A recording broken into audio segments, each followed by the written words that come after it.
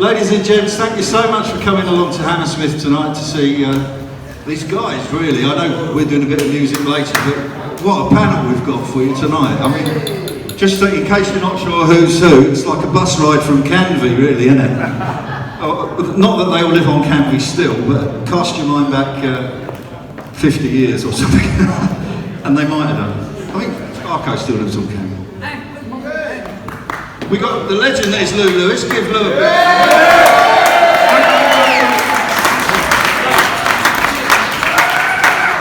And he's got a beer. Next to Lew, we got a bloke you might recognise. His brother used to play guitar in the band. It's Malcolm Wilkinson, and you just got to look at him.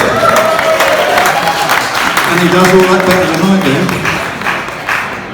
do. Then we got the bloke that used to play bass. Only the bloke that used to play bass, for Christ's sake, Sparko. How many budding bass players are out there as a result of him? Yes! And how many people have got a blue wide lapel suit still in the cupboard? Yeah. Mine don't fit now. Oh, right, okay. Who's got Lee's white suit? That's what I'd like to know. Next to Sparko, we've got Phil Ashcroft, or Harry Ashcroft, I never know what to call Phil. Hello there.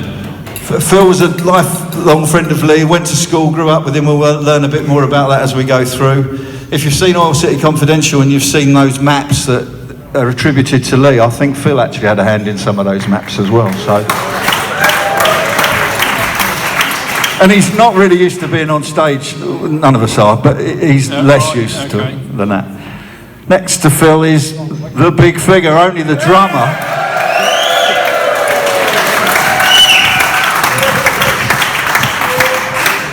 You know, when we play this stuff, we say to our drummer, Phil, play it like Figure played it, and he can't.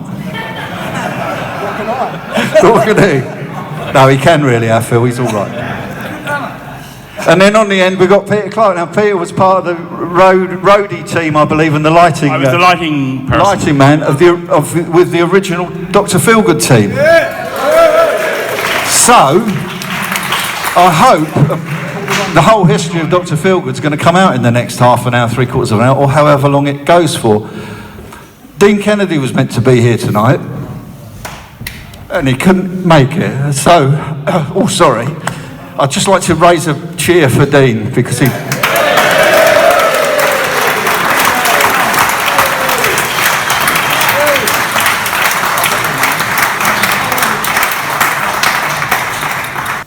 So, without further ado, I thought, unless anyone wants to leap straight into questions... By the way, Mark, our frontman, is out there with a microphone. If anyone's got any questions they want to ask, just kind of, you know... I'm the BBC correspondent. There he is. On the floor.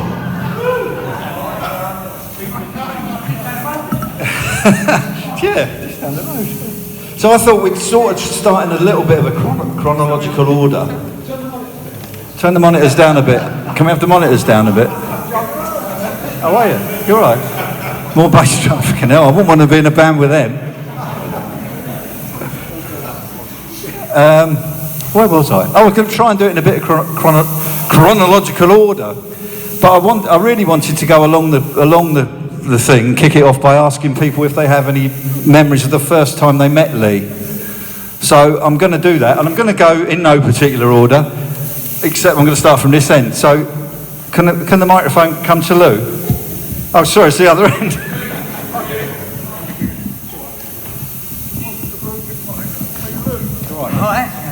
Actually, I don't remember. I don't remember the first time. It was the second time I met Lee, as that happens. Or might have been the third time. But yes, I first met Lee. I was with a little skinhead gang. We was into ska, blues, music, and blue beat, and all. And I was walking along playing harmonica, and Lee Brilleaux come charging across the road, or Lee Connaughton as he was in, and said, "Oh man, you're playing the blues. What's it? Harmonica? What's it?" I was just moving from Basildon, I said. And, I said, sorry, I'm not used to all these microphones and modern technology. Yeah, so did you get all that? I was with a skinhead gang, right, walking down the road, playing a bit of blues, reggae, harmonica, and Lee Brilleaux come charging across the road and said, "Man, you're playing the blues, who are you?"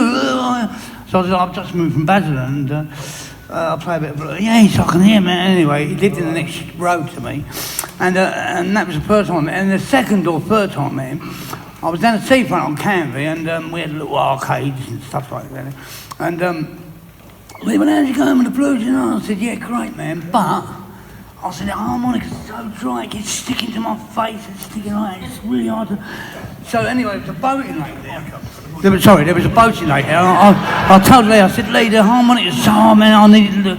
What can I do? It's sticking to my face, cutting off my lips, and the wood's broken it. So he just got my harmonica and dipped it, and there was a boating lake with a little Ryan boat's fag packets in it and all sorts of rubbish and floating about. And they went, you've got to dip it in liquid. And which he done. I've moved up in the world now. I use Guinness to dip my harmonica. No, there's nothing here. Look, I'm not. So yeah. So anyway, they said, like, dip it, and he dipped in his boating lake, and I sort of lubricated it.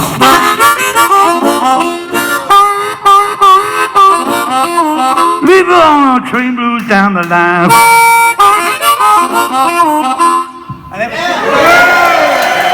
Ever since down to Lee, I've been out to lubricate my harmonica. Sometimes I dip it in whiskey, and that was my first, second and third meeting with Lee. What a great guy. Lee, what a Okay, Malcolm, follow that. You got your harmonica? Yeah. Oh, lordy. I have the honour of being the only person to support Dr. Feelgood playing a lute. And, I did it twice, and that was enough. But I've been told I'm entitled to talk about when I first met Lee. I met him for the first time twice, really. The first time was when me and Wilko and my friend Tony Maguire was out there somewhere. We were playing a jug band. He was playing the T-chest bass. I was playing guitar. Wilk was doing the comb and paper. And these three kids, they were little kids, come up to us, and they were really interested in what we were doing. One of them's here, I think. This one. He's still there. One was Lee, and one was Chris White, who is the manager of the band now, or he was then. And then I went to college and disappeared from the scene for a bit and come back, and that's when Dr. Feelgood started, and I met Lee again, now a grown-up bloke. And he used to come round and they used to practice in the front room, funnily enough, with the figure banging on the arms of the armchair to keep time, and Lee reading the words out of a book. He was quite good in those days. And anyway, Lee was just about the funniest guy I remember meeting, really. I remember when we were at 137 Link Road, where Wilk was living. Really, I laughed so much my sides hurt and I had to beg for mercy. And I wasn't because I was taking drugs or anything, so I don't do that, but the others did. Like, they smoked like chimneys. But he was just had amazing flights of fancy, you would never believe. Once I went to Holland and he was, they'd seen a band advertised called The Motions. And Lee got on this thing, he says, wow, The Motions, they're like a bunch of turds. He said, I can see the stage show will finish with a giant turd coming on stage and knocking all over. Anyway, it's like a Paul Merson kind of thing. He was a genuinely funny guy. He was a great guy and a great friend. He was, really, I was sad to lose touch with him when he and Wilk fell out, and I had moved away to live in Salisbury by then.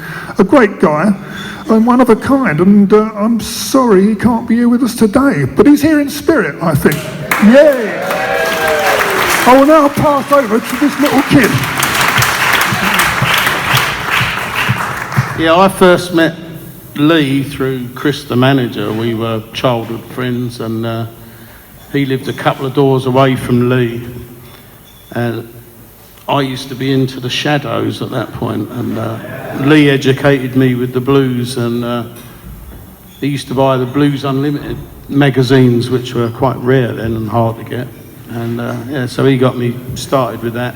And Lee used to play banjo then, and I used to play 12-string guitar. And we'd seen Wilko and Malcolm playing in a jug band, and we thought, that looks easy.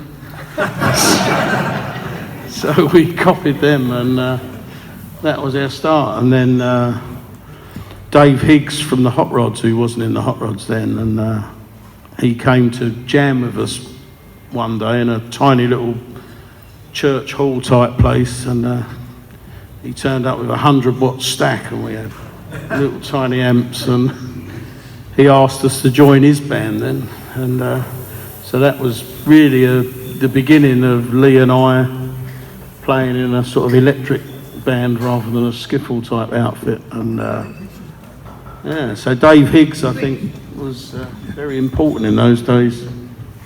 He didn't get a lot of credit for that, I don't think, at the time.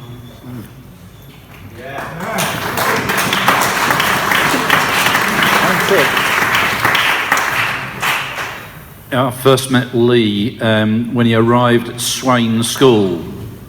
He just so happened he sat next to me, which is probably not a good thing for my future career in many ways.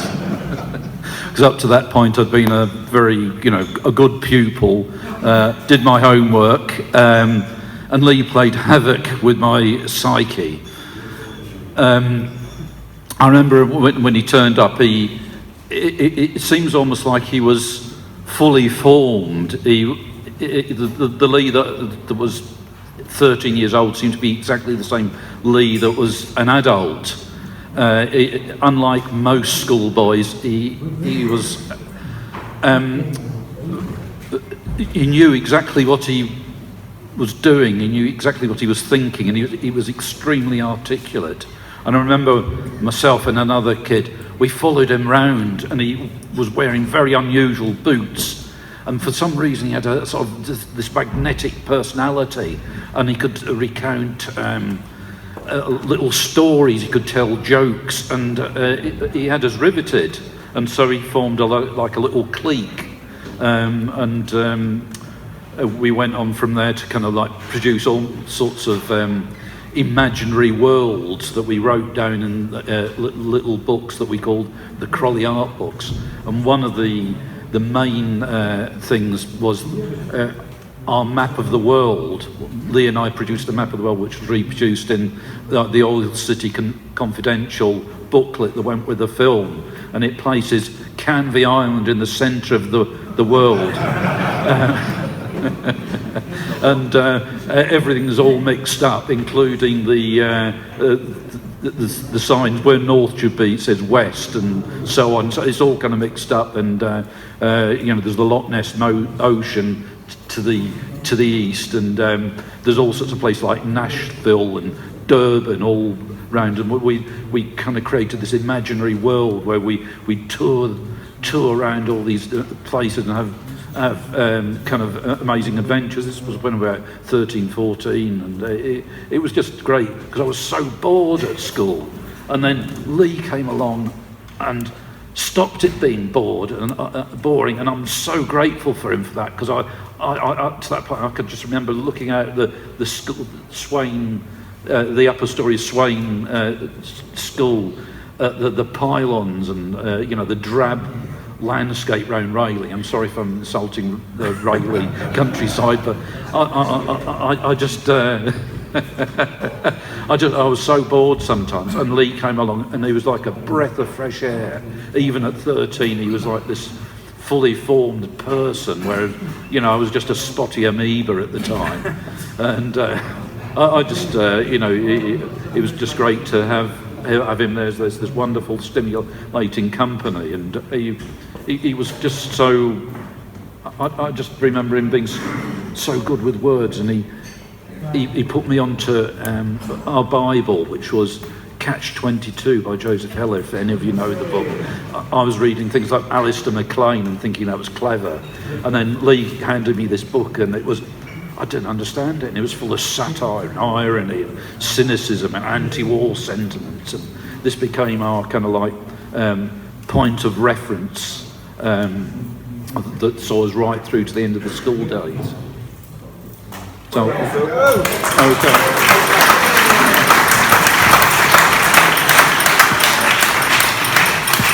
And big figures come all the way from France to do this tonight, so good luck. Not really.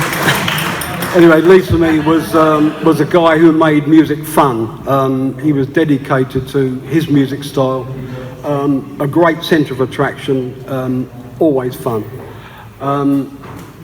Before I auditioned with Dr. Feelgood, I was working as a pop musician, pumping up and down the M1 and M6, earning a living, just about. And then Dr. Feelgood was short of a drummer, so I was invited to the audition. But to this day, I've never been told that I got the job. What happened there? But there was a time we were doing an early tour in Scotland. A drunken promoter who insisted that our digs lay in a farmhouse up a snow-covered mountain, which turned out to be a bit of a struggle. It was near Aviemore. Unfortunately, nobody turned up for the gig. There was just the hotel staff, but we went down quite well with the hotel staff. And off we drove in the transit and attempted to climb this mountain, snow-covered mountain. I think Sparko was up to his crutch in snow. Yeah. And threw his bass away because he just had enough. Lee and I retired to the transit and we spent the night on Aberdeen train station drinking hot chocolate and gin. By far a better move. Listening to Lee for 6 hours was fantastic after what would have been approaching us in the farmhouse, I'm sure.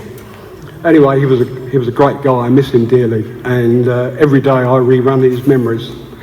Not much more I can say really. Everybody has said it. Just a wonderful guy, and I miss him a lot, and always think of him. Great friend.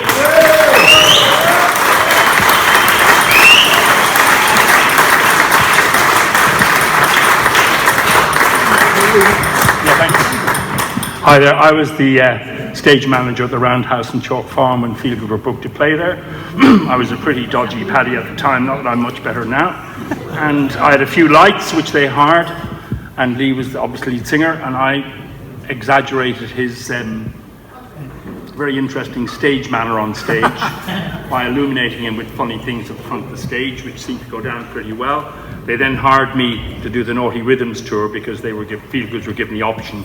You couldn't do the sound system because that was the Floyd, wasn't it? Yeah, that was indeed. So they invited me they blagged me onto the tour because they probably felt sorry for me or had a sense of humour.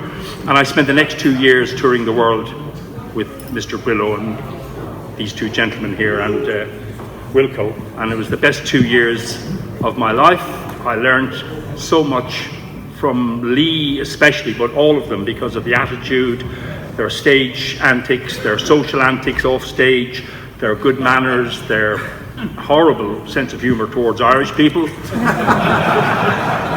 And I really grew up very quickly, learned my trade, started a business on the back of that and went on to do lots of other shit afterwards, but that was the best shit I ever did in my life. And Lee was by far the best live performer I have lit in my life, and I don't exaggerate just because I'm here tonight. And it was the most fun time I have ever had without taking drugs, is the expression. With my clothes on.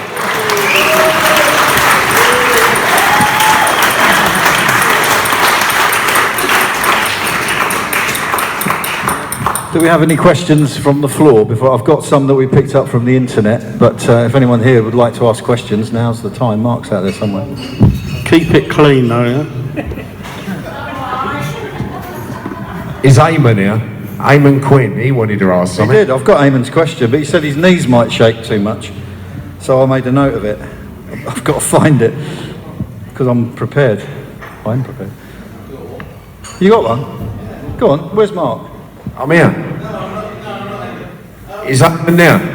We need this chap that wants to ask a question. Okay. Mark, but I don't know where Mark is, I can't see. Hello. My local micro pub, the Little Ale House in Wellingborough in Northamptonshire, is run by a fella called Alan Piggott, who used to be your Bessie record company rep. Do you remember Alan Piggott?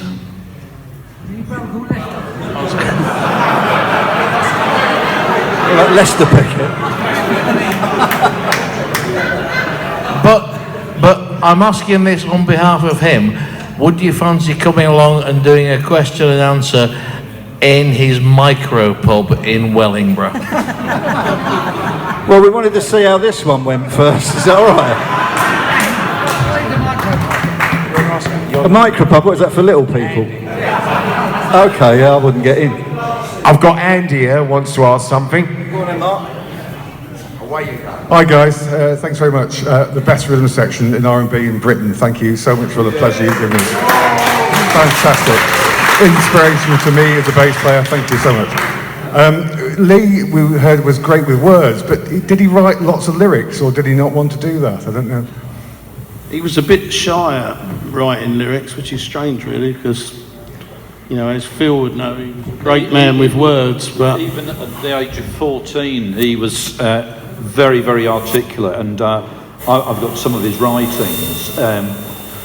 There's a particular thing he did that still tickles me, and that is he wrote rules for schoolboys, and it says that all schoolboys must be exactly 5 foot 2 inches tall. Every schoolboy must have a head not exceeding 20 inches in diameter. What else was there? Bullying is encouraged at all times. And the last one was bullying is punishable by caning. And he wrote this sort of thing just in 5 or 10 minutes. And it was just so funny. And I was like the audience, and he just wrote this down, and very, very intense in his slightly crabby handwriting. And I was just sort of, sorry, shall I? Stealing the show. So I was wanting to gesticulate because it makes me sort of like animated when I think about those days. So Lee, I think, really disappointed me not writing. I think there was a great potential there for him to not only write lyrics but write novels or short stories or something. Yes. Yeah, Malcolm wants to go. Well, yeah, this thing about Lee and lyrics, funnily enough, when the Feelgoods were getting very well known, it suddenly crossed my mind that Wilko was writing all the numbers, because I was like living in the same house some of the time. And I sort of thought this could lead to a lot of trouble in the band, because if one person's doing all that and the other people aren't, there's a lot of weight on one person's shoulders, and two, the money's going one way and not to the others. So, which I thought, and I knew Lee was great with words. He was so funny. I said to him one day, I said, Lee, why don't you write some songs? Because you've got a great way with words. You could do some really good stuff. And I never understood his answer, because he said, I don't do that kind of thing. I'll leave it to Wilko. I said, no, you've got to do it. And I think in the film, his mother was talking about trying to get him to write songs, and other people were, and it was very strange. For somebody who had so good with words and knew so much about music, and was so musical and so good, I could never understand why he never wrote any songs. It defied belief. He did in the Jippy days, didn't he? Oh, did he? Well, yeah. That's not my days. But he never found it easy. None of us did. I mean, we used to record loads of backing tracks, and then we would struggle finding the words from. Sometimes we'd bring sometimes we used to bring other people in to do it. But yeah, it's a shame Lee didn't do it. He would have been good. I think Lee was shy in something. Yeah, I believe there was a certain shyness about Lee. I think we were in awe of Wilko because he wrote so freely when he started writing. But when Wilko and I parted company and the band parted company, I think Lee came to his fore on Case of the Shakes. A lot of the lyrics that he'd written were very, very powerfully Dr.Feelgood and what we kind of thought and joked about. So although, you know, he was reluctant in coming forward, I think at that point that we were getting very well worn by that point, and we were being overworked, mainly our fault. But at that point, I think he started writing lyrics that were quite powerful and could have been fantastic, yeah. Anything to add? Come on, Pete, what do you reckon? One of these two. I found Eamon's question. How do you stop an Irishman from drowning? Go on. Take your foot off his head. Is Eamon here? No, one of these would be... Is Eamon here? Doesn't sound like it. This question, probably for Sparko and Figure, is longer than your answer's going to be, I suspect.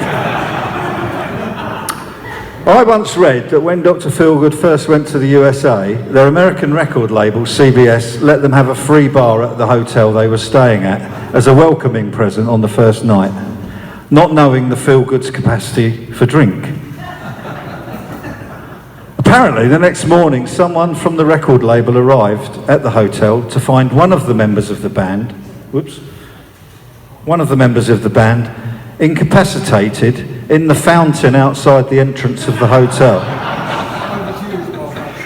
Looks like we've got the answer. The question is... It wasn't. Who was it?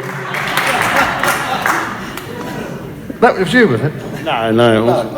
I don't think it was any of us. We were good at drinking, I think.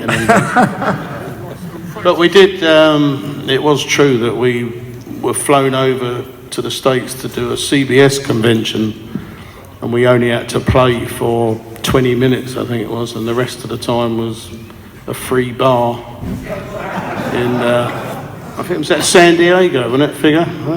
Not like tonight, then. Yeah. There was actually one of the reps from CBS died in the swimming pool. Maybe that was, which was true. Yeah. Oh, well, Eamon's not here anyway, but that was the question. Figure, I've got a question for Figure. I've got a few here that have come in over the internet over the past few days, and probably most of them are for Figure and Sparko gents, I'm afraid, but we might generate some more for... somebody said, and you've already said you joined the band last, and that's great, you confirmed that earlier.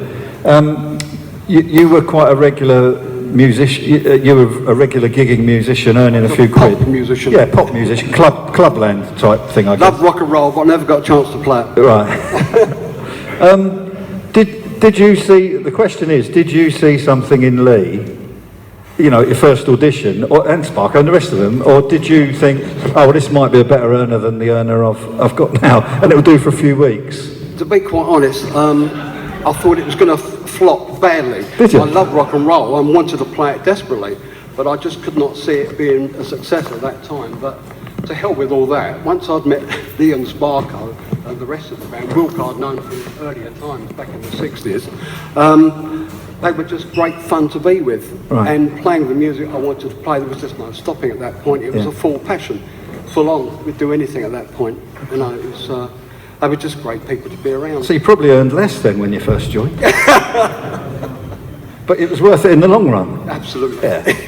Thank God you did. Yeah, but that was a secondary thought really. They were just great people to work with, you know. Lovely. Thank you. While you've got the microphone, someone's asked who your favourite drummer is. There are so many of them. So many of them. Sparko says it's him. Is it Phil, our drummer? Oh, maybe not. To go off rail, Phil Seaman was one of my... Phil Seaman, the jazz drummer back from the 50s, was really good. Brian Bennett, I thought was excellent, superb. Tony Meehan, all the usual names at that time. But just used to look at them and try and copy, and you know, there was no way of... well, you could have had lessons, but I never bothered all that. I just watched and tried to emulate and put my own thing into it. But yeah, Brian Bennett with the Shadows was top drummer. He was a top session man, and used to back all the American acts that came over. It was one of the top UK backup bands, you know. Okay. And what about Ringo? Ringo's, great player. Yeah. Great player. I had to get Ringo in. Kept great style. Yeah, it was great style. Kept great time. Better than I did. And the other question the person asked is, do you still have the same kit today that you had then? No, unfortunately. Okay. No, it was gathering dust.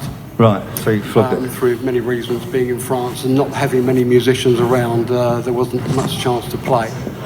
But it's within grasping reach. It's not far from where I live. Get the band back together. Finally. Yeah, they're back together. They're here. Sparko, same question to you. Someone said, who's your favourite bass player? Me? Yeah? Not really. I don't think I've got a favourite bass player. No? It says, Not Gary. well, apart from Gary, of course. It's Plug in the bandit. Okay, that question didn't last long. And have you still Sorry got, about that. have you still got the basses that you used, for example, at the Kurzall? And Yeah, you I've still got them. Anyone want to buy one?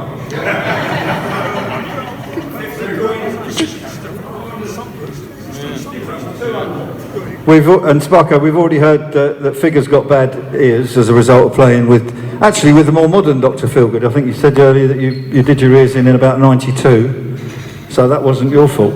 No. Oh, 2004, beg your pardon. Are your ears all right? Yeah, they're good. Yeah, good. I better not talk about it then. Okay. John, I've got Craig here. I wants to ask something. Excellent, thank you. Okay. I was just wondering about Lee's harmonica playing. If he was an actual player or he had to work at perfecting his art. Is Lou the best one? Yeah. Well, he was a great player, but we traded licks actually, me and Lee. So I've got a little bit of Lee Brilleaux in me, and he had a little bit of me in him back in the day. But he taught me. He passed on a few things to me. I mean, he turned me on to Sonny Boy Williamson. Actually, he was my favourite blues player, Sonny Boy Williamson. And Lee turned me on to him, man, and Little Walter as well. But Sonny Boy's my real. I mean, you listen to my harmony, there is Sonny Boy's in there somewhere. But yeah, so we traded a few little tricks back in the day. And he was a great harmonica player, Lee. Different than me. I mean, I sort of went for it. I mean, Lee just did a little bit here and there, but I mean, I already made it my main thing. But no, great harmonica player. I got some with Lee Brilleaux in my harmonica playing, and like I said, he had some of me in him, and that's how it was. Thanks. I reckon there's about 50,000 harmonica players across the UK tonight who've got a bit of Lee Brilleaux in them, don't you? There must be. I think it was every pub in the land. I think it was Lee's slide guitar playing that he had to work at more, which he didn't like playing it really. We used to have to force him to do it. Yeah, I know how he Yeah, feels. it was good, yeah. Any excuse he would not. Yeah. Oh, I know, it was one for Malcolm actually. We touched on the fact, obviously, that Malcolm's Wilko's brother. And the question is, after Wilko left, or whatever happened to Wilko, did you stay close to the band, or The question is, did you continue to follow the progress of the band? Not necessarily stay close to the individuals, but did you follow the band's progress? Well, I got to say, I last saw the band play together when I moved to Salisbury. They played at the Southampton Odeon, and I think on that day, one of the LP was just declared #1 in Brazil or somewhere. They got like a thing came through, and at that time I could tell there was an atmosphere in the air between the band at that particular thing, and I left as soon as I could because I didn't like the atmosphere. It was obviously not going well, and to be honest, after that I lost track of the band. Not that I had any argument with the band, I just didn't know where they were. I was miles away. But one day I discovered that Wilko knew Lee's address. Wilko hadn't been there, so I wrote a letter to Lee, and by that time I'd found out that Lee was very ill. And he wrote this long letter back to me, I've still got it at home, telling me about his treatment and about talking about the old days on Canvey when things were such good fun. And after that, I suppose I met him for the third time. I went to see him at his house, which couldn't have been long before he died. He was still getting around, but he obviously wasn't his old self. And I regretted not being more in touch with Lee and the band because they're all good guys. Wilk is a bit less forgiving of people, actually. Yeah, and I can see his point of view in some ways, because when they were working together, it was kind of like a hothouse. The record company expected so much in such a short amount of time. It was really impossible to do. And I think it is an unfortunate, no, I didn't keep in touch. It wasn't for anything, just I had moved away by then, a long way away. But I was glad to get back in touch. I'm always glad to see these guys again. Because, like the figure, he lived when I was 5. He lived just round the corner from me, not far away, and he was in the first group with Wilko playing Shadows tunes. I remember that. Sparko was the little kid who turned up to watch us play with our jug band, and he stayed just the same. And no, I didn't keep in touch, and Wilko certainly didn't keep in touch. I kind of kept a track of the band by what I read, like anybody else did, but no, I didn't see him, and it's a pity, really.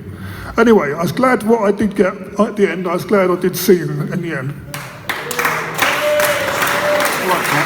I'll just see if there's any more out there.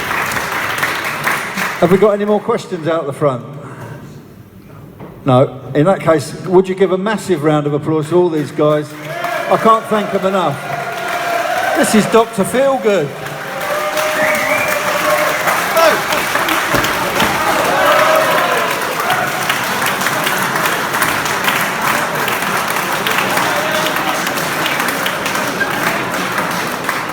Follow that.